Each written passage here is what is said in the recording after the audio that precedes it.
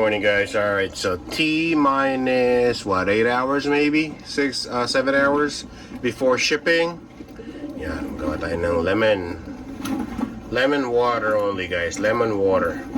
The birds are already basketed for short tosses today.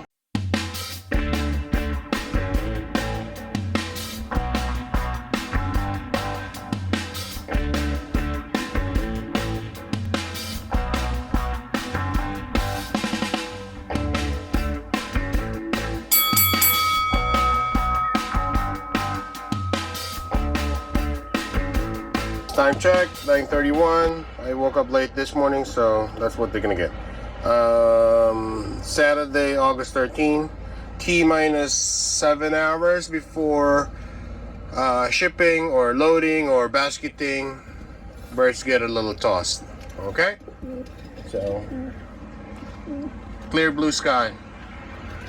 And it's not hot today. Alright, we're gonna release them now. Alright, go.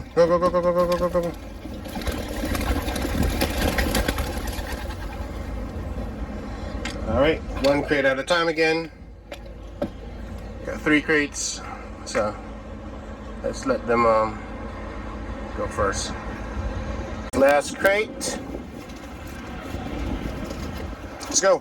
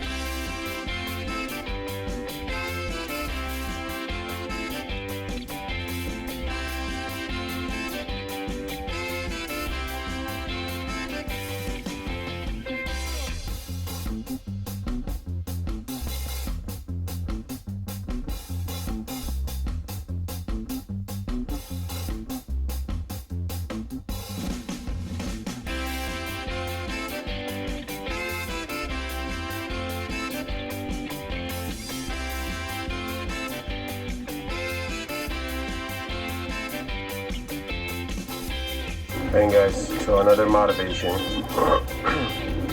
Those 2 guys are messing around. So yan naman ang dapat tinitingnan yung maigi. So hopefully that 10 comes, home early tomorrow. So yan, nakakubabaw.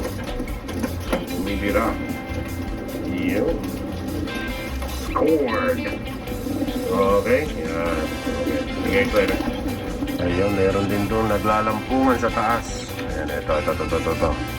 Kumikirengking po yan. Partner niya yung malaking nasa likodan na yan. Yan, sishipin natin yan. Yung dalawang nasa taas na yan. I think they have complete wings. So, okay? Yun. Patay ka dyan. Huli ka, balbuwan. Ayan, o. Young birds po yan. Okay? See you guys later. Tayo lang tayong makita natin yan kung the birds need to drink. Nabubulol ako. Ano ba nangyayari? Excited siguro about pressure.